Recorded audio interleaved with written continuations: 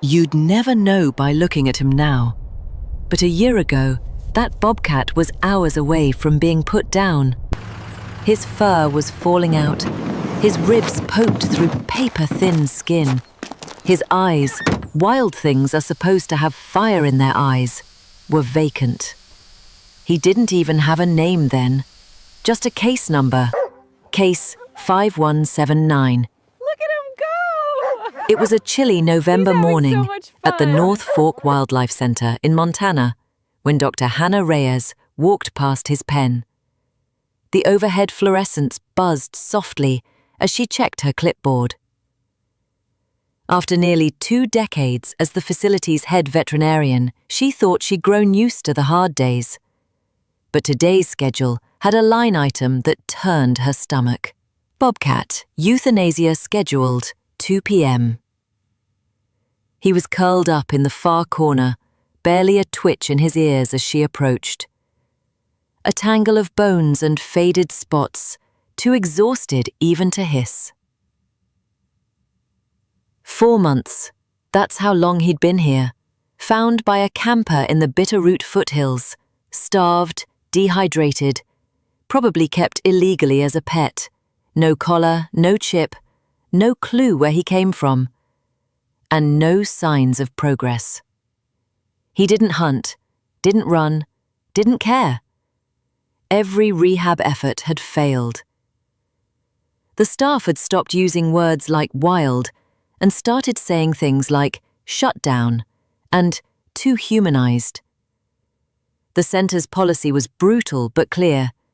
If a wild animal can't be released and isn't fit for education programs, it can't stay. They didn't have the funds or the space. So today, case 5179 was scheduled for what they called compassionate closure. Then, as if the universe couldn't make up its mind, Hannah's phone rang. She nearly didn't answer, but the name on the screen stopped her cold. High Plains Haven Sanctuary. Dr. Reyes, it's Claire Langston from High Plains. I heard you've got a bobcat on your schedule today. That was the twist no one saw coming. Claire ran a tiny rescue operation in South Dakota, scrappy, underfunded, and known for doing the impossible. Hannah exhaled. I won't lie. He's in bad shape. We've tried everything. He's not eating. He's not responding. It's like he gave up. Claire didn't hesitate. Send me his file. We might have something for him. 3 days later, a dusty white van pulled up to the back gate of North Fork. The license plate read, WLD Hayfrans Hartwild, RTH. Claire stepped out, accompanied by her assistant Evan, a tall guy with kind eyes and a sun-faded Carhartt jacket. Together, they gently lifted the crate into the van. The bobcat inside barely lifted his head. Hannah watched them still on. The Langstons' property sat on the outer edges of Rapid City, South Dakota, a place where the wind seemed to carry stories and where second chances grew like wildflowers through cracked dirt. Dr. Samuel Langston, a retired large animal vet, and his wife, Carol, a lifelong wildlife tech, had given up their dream of a lakeside RV retirement to build something more permanent, a quiet refuge for the forgotten. They called it Juniper Bend. 20 acres of prairie grass, custom-built enclosures, and one barn converted into a rehab unit. When the van pulled into the driveway that morning, the sky was still streaked with pink. Carol walked toward the transport crate slowly, her steps measured.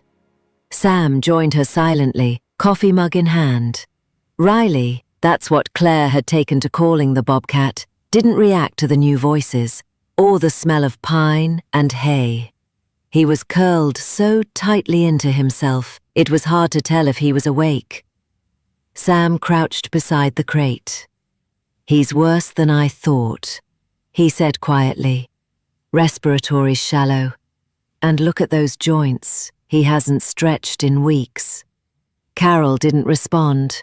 She just looked at the little creature and then reached out to gently touch the metal bars.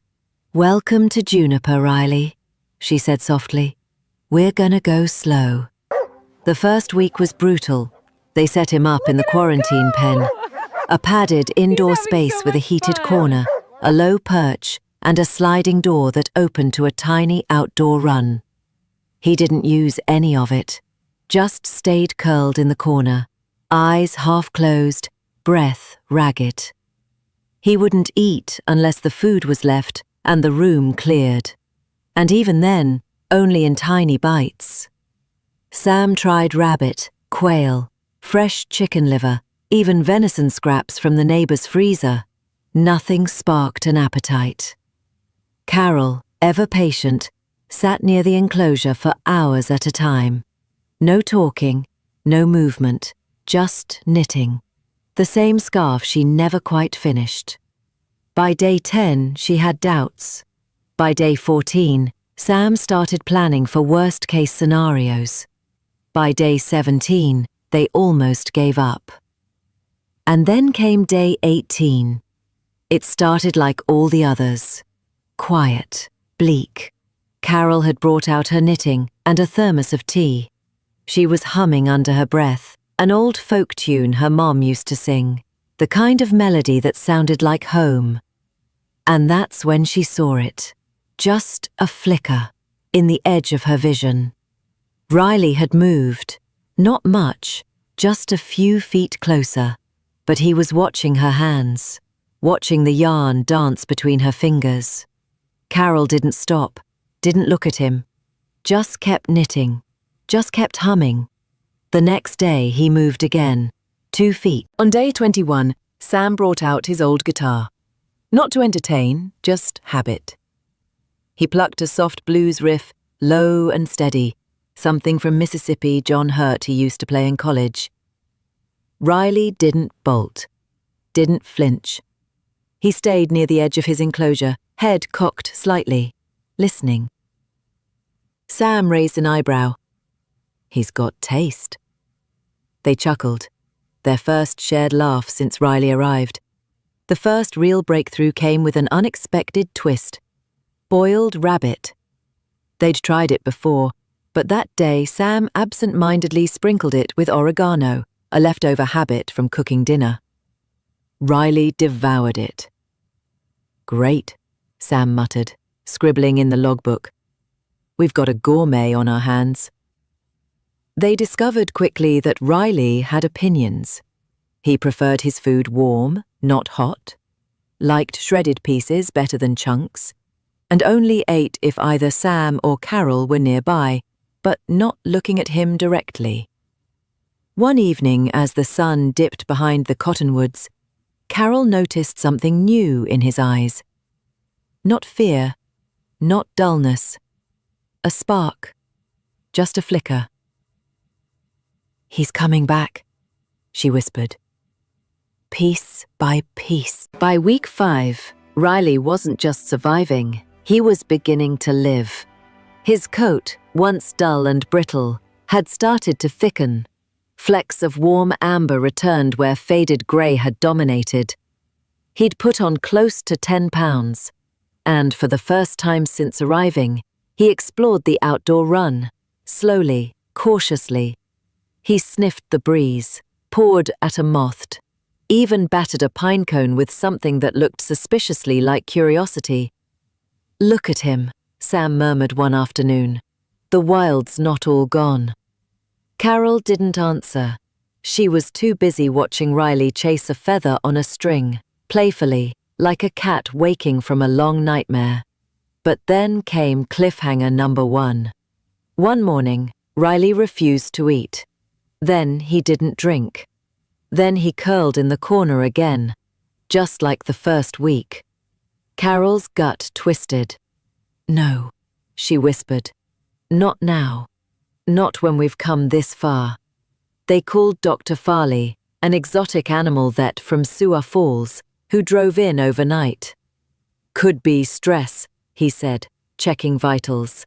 "Or viral. But he's not crashing. He's withdrawing." Sam stayed up all night, sat by the enclosure, guitar in hand, barely strumming.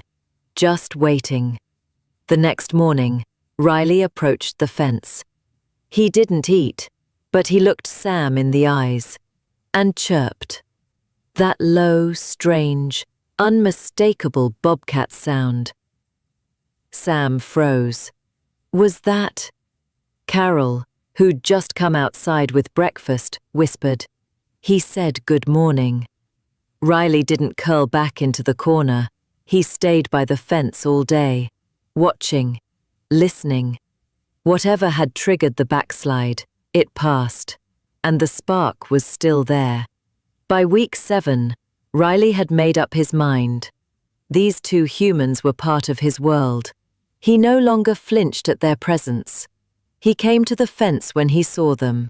Then, one evening while Carol was replacing his water bowl, it happened. She turned her back to close the door, and Riley walked up behind her and gently bumped his head against her leg. Cliffhanger number 2. She froze. Every instinct screamed, "Don't move." But she didn't need to fear. Riley just rubbed against her shin, his thick tail flicking softly. And then, a sound. Not a purr exactly, but a low, steady rumble from deep in his chest. Carol blinked back tears. "Sam," she called, her voice breaking, "you need to see this." They watched him for an hour that night. He explored, he played, he even climbed the perch and sprawled out like a prince surveying his kingdom. He'd chosen them, and they were starting to realize. Maybe this wasn't just rehab. Maybe it was home. Sam didn't say anything at first. He just looked through the window at the sleeping bobcat, his breathing slow and even, curled into a tight ball under the heat lamp in the enclosure's corner. Carol sat beside him, mug in hand, heart in throat. "I know it's a big ask," she finally said, breaking the silence. "We already have Maple and Chance, and Riley's not a pet. I know that." Maple, their aging Labrador, was as mellow as they come. Chance, the rescued mutt with 2 different colored eyes, was sweet but skittish. The idea of introducing a wild animal, even a semi-domesticated bobcat, into that equation? That wasn't just a leap, it was a canyon. Sam scratched at his beard. "It's not about whether we want to," he said slowly.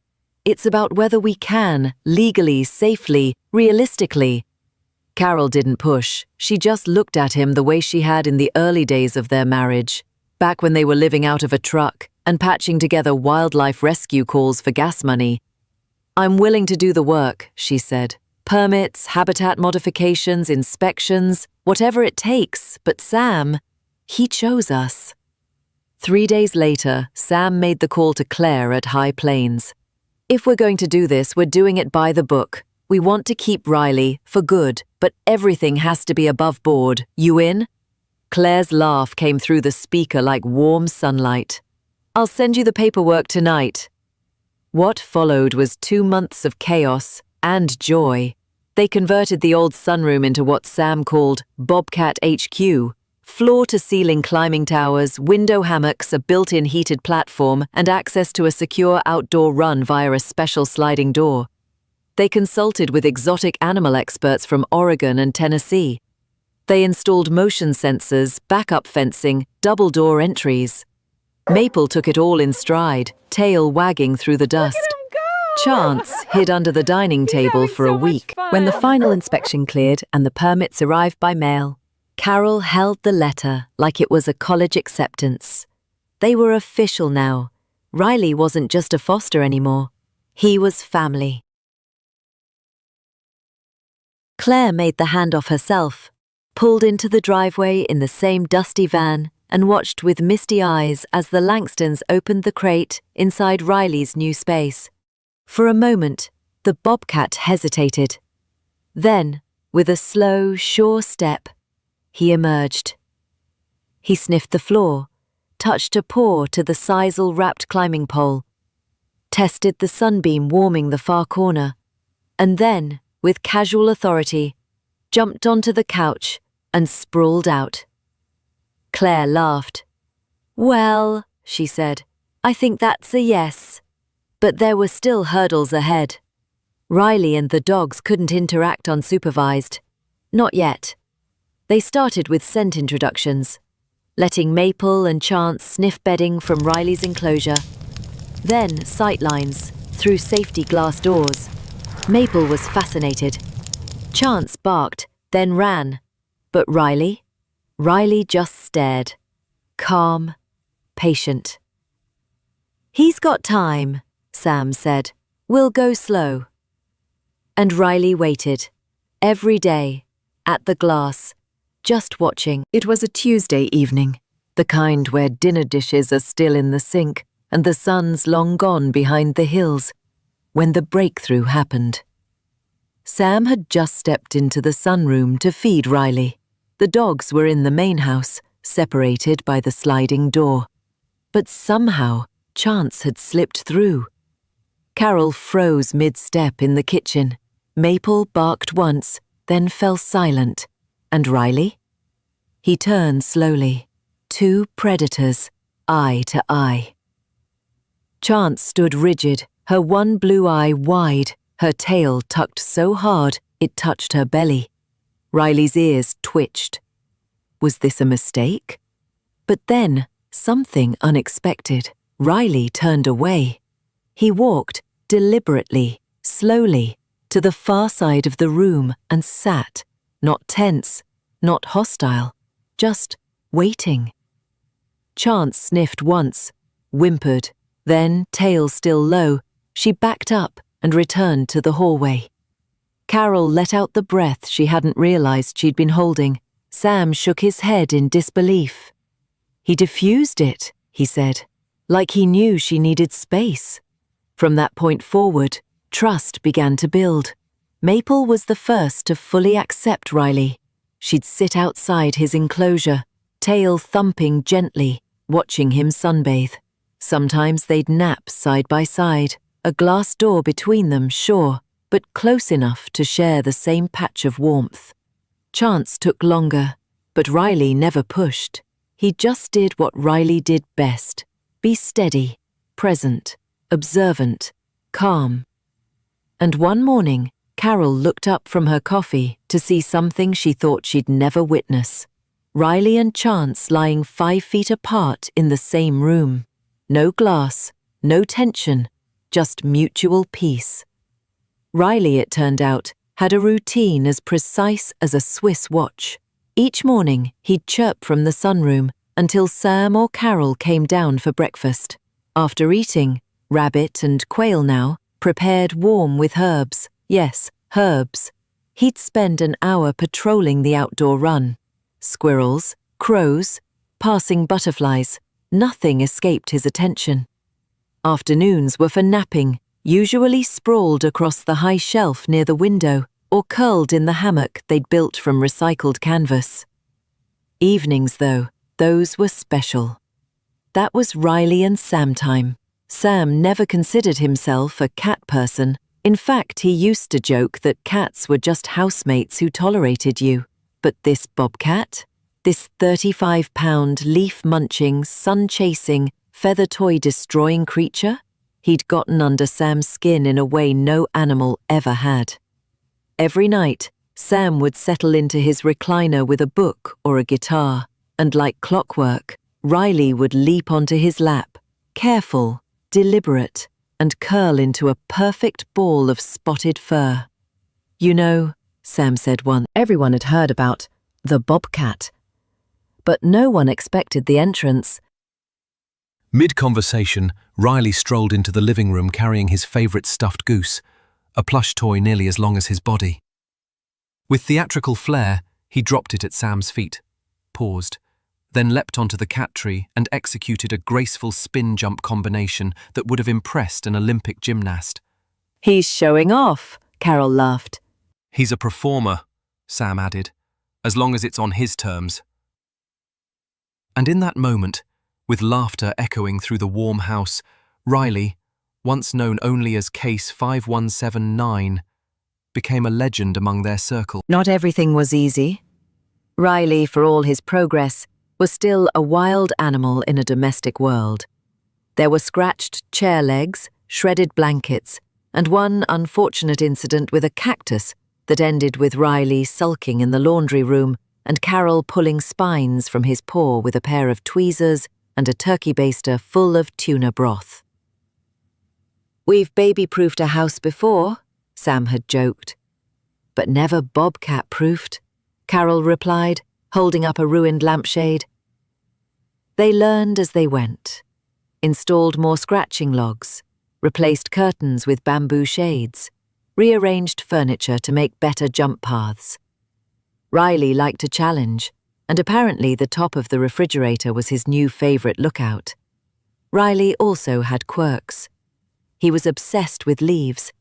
Carol started bringing in branches from the backyard, mostly maple and birch, just to watch him pick through them like a sommelier selecting wine. He'd sniff, chew, sometimes toss them into the air and leap after them. Every time Chance would try to imitate him, she'd grab a leaf, bite it, immediately regret her decision, and spit it out like she'd been betrayed by nature itself. "Why does she keep trying?" Sam asked, watching the daily comedy. "Because she wants to do what he's doing," Carol said, filming the moment for the local wildlife group. "It's their weird little ritual now." Then came Cliffhanger 4. Riley stopped greeting them in the mornings. For 3 days he didn't chirp, didn't climb his tree, didn't join Sam in the recliner. Carol's heart sank. "Something's wrong," she said. "This isn't just mood." They called Dr. Farley again. He came with a full portable exam kit, and to everyone's surprise, Riley walked into his crate voluntarily, as if he knew something serious was happening. After a full checkup, blood work, and some worried waiting, they got the call. "It's mild anemia," Dr. Farley explained. "Probably nutritional. He may need more organ meat. No infection, no underlying illness. He's just being picky." Sam shook his head, exasperated. He's a bobcat with culinary opinions. They adjusted his diet, added iron-rich liver and a supplement hidden in rabbit broth. Within days, the sparkle returned to Riley's amber eyes. The chirps resumed, the purrs deepened, and the following week, he rejoined Sam's lap like he'd never left. Winter rolled in fast across the South Dakota prairie. The first snowstorm dropped 10 inches in one night. By morning, the run outside Riley's sunroom enclosure was covered in soft, perfect snowdrifts. Riley was skeptical at first, poked a paw out the door, sniffed. Then, like a switch flipped, he launched himself into the snow, leaping, rolling, skidding on his belly. Even Maple joined in, tail wagging, and eventually, yes, even Chance, emboldened by the chaos, bounded into the snowy yard. They chased each other in circles, Riley darting ahead, the dogs behind him, all of them kicking up sprays of powder under a pale blue sky. "It's a Christmas card come to life," Carol whispered, filming it all. She would later post the video with the caption, "From the edge of death to a snow angel, Riley the Bobcat's first winter at home." It went viral in their circle, then beyond. By the time January rolled around, Riley had become something of a legend in the Langston household. He didn't just exist alongside them, he fit. Like a slightly oversized, highly opinionated roommate with excellent night vision and no respect for furniture. He had a morning ritual that no one dared disrupt. At precisely 6:47 a.m., he'd leap onto the windowsill of the sunroom and emit a chirp, short, sharp, and impossible to ignore. "Your Bobcat's sounding the breakfast alarm," Carol would say, tossing on her slippers. Sam joked that Riley was more punctual than the coffee pot. Riley stopped showing up at the window. No chirp, no pacing, no curious glances through the glass. The first day, they figured he was sleeping in. By the second, Carol was checking his vitals with the portable scanner. By the third, they had Dr. Beckett, the travelling exotic vet, on the road before sunrise. Riley hadn't lost weight. No fever, no injury, but something was off. "He's still eating," Beckett said, examining him in the crate Riley had entered voluntarily. but this seems behavioral, not physical. He paused.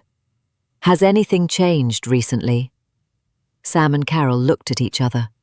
Nothing major. Same food, same routine. That night, Carol brought Riley a small piece of warm liver mixed with bone broth and turmeric, something they'd tried months ago but abandoned when he didn't touch it. He devoured it. Picky, Sam muttered, watching him lick the bowl clean. He's a food critic, not sick. Carol sighed in relief. He just wanted variety. Great. Next he'll want a side of brioche. Within days, Riley bounced back. And his personality, even bigger.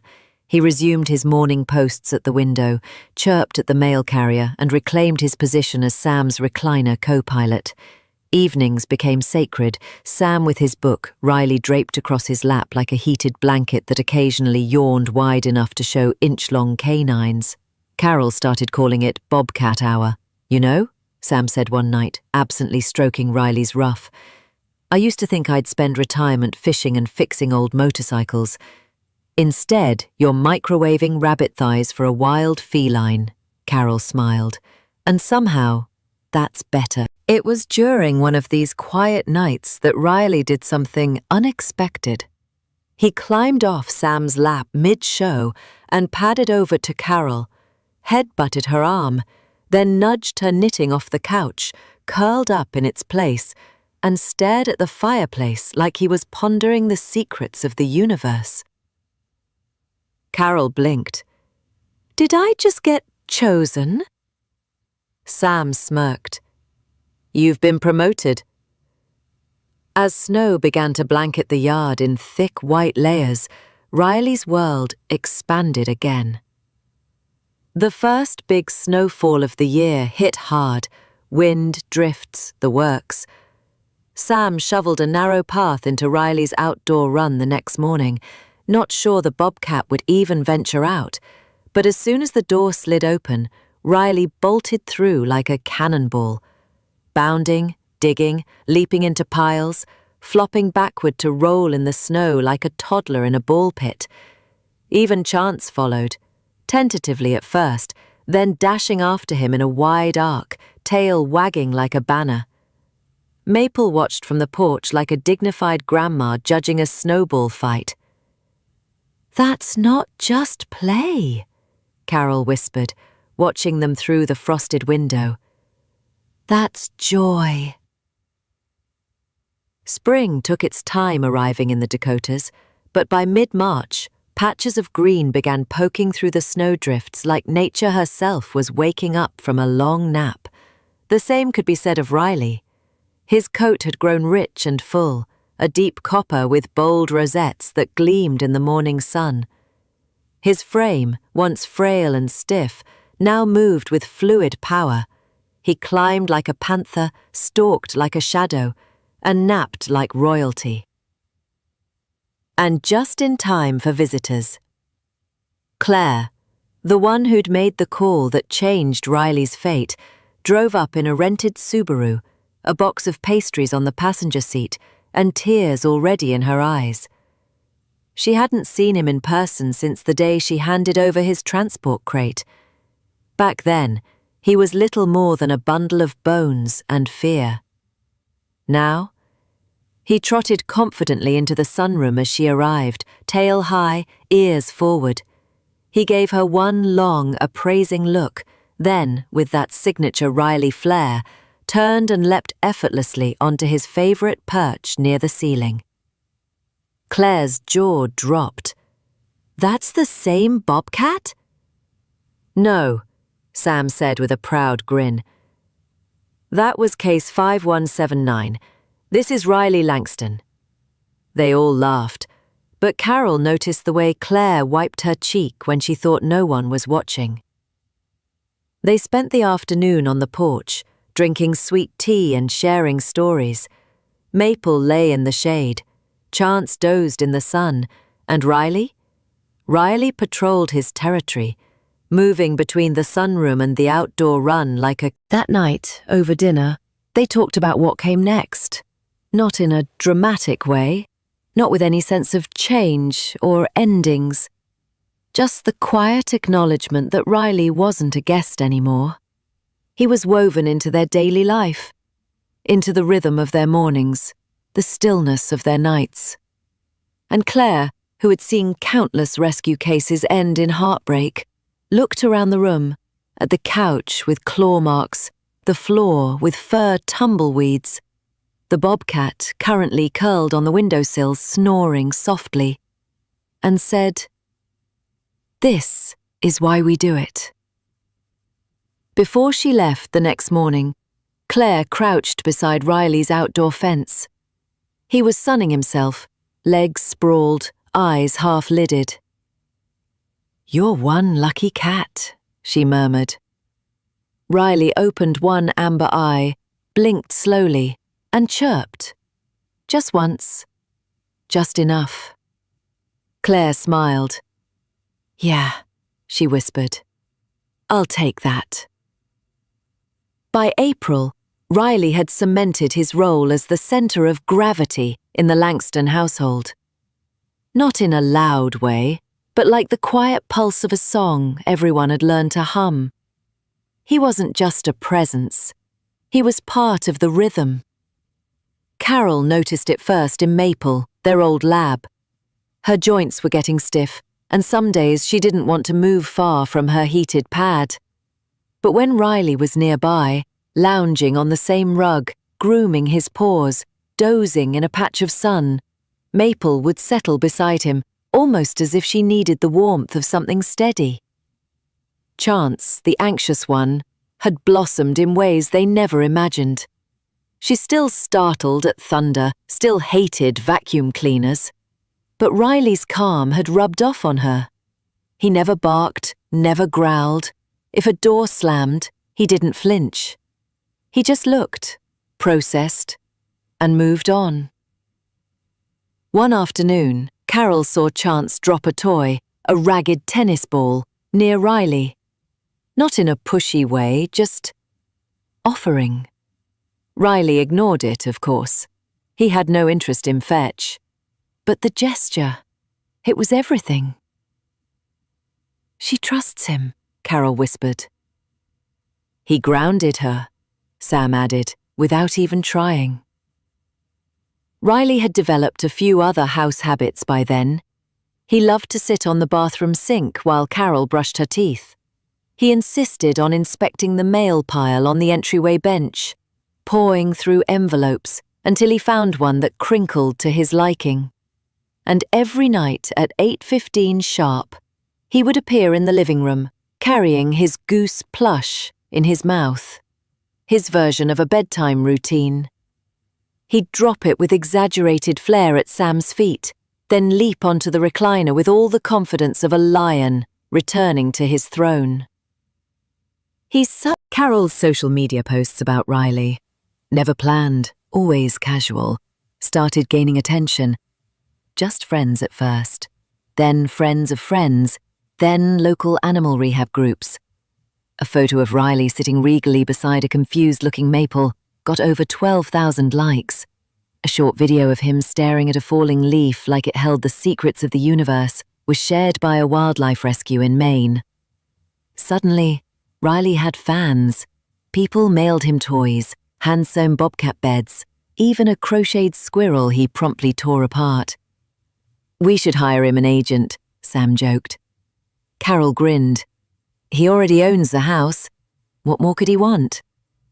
But beyond the attention, beyond the views and comments and mail, something quieter was unfolding in their home. A kind of healing. Sam had lost 2 siblings in the past 3 years. Carol had battled a brutal winter depression the year before Riley arrived. There was a heaviness in the house, the kind grief leaves behind, like dust in corners. But Riley? He brought movement, sunlight, stillness too, but not the kind that aches, the kind that holds you steady. And that, more than anything, was the miracle. It was a Thursday evening in May, windows open, lilacs blooming in the backyard, when Riley surprised them again. They were gathered in the living room after dinner, Carol reading, Sam in his recliner, The dog sprawled at his feet. The hum of a ceiling fan, the kind of peace you don't notice until it's broken. Riley came in as he always did, goose plush in mouth, tail high. But instead of going straight to Sam's lap, he made his rounds. First to Carol, brushing his head gently against her leg. She laughed and reached down, scratching behind his ears. "Hey there, Prince." Then to Maple, touching noses like a quiet blessing. Then, and this was new, to Chance. He approached slowly, paused just beside her, and then licked her ear. The border collie flinched, looked stunned, and then leaned closer. Carol blinked. "Did he just—" "Yeah," Sam said, smiling softly. "He's checking in on everyone." Only after making his rounds did Riley hop onto Sam's lap. He circled twice, as always, before settling down. A perfect coil of spots and breath and warmth. Outside, the breeze carried in the smell of damp earth and evening grass. Inside, the fire in the hearth had died down to soft embers. And for a long while, nobody spoke. Because nothing needed saying. That night, Carol stood at the window, watching stars emerge above the prairie line. Behind her, Sam snored gently. Riley sprawled across him like a weighted blanket that purrs. Maple was snoring too. Chance was curled up in a soft crescent, the tip of her tail twitching, and she knew he was right. They didn't plan this life. They didn't expect to be chosen by a broken bobcat, or to build their days around organ meats and snow-safe fencing. They didn't expect to laugh again this much, or to feel so full. But sometimes, life doesn't go the way you plan. Sometimes, it goes better. From a nameless file in a metal cage to a sun-drenched room in South Dakota. From silence to purrs. From survival to belonging. Riley the Bobcat didn't just get a second chance. He gave one. To an old dog, to an anxious pup, to two tired hearts who thought their best years were behind them. And in return, all he asked for was a warm spot in the sun, a soft voice nearby, and someone who would never, ever give up on him again.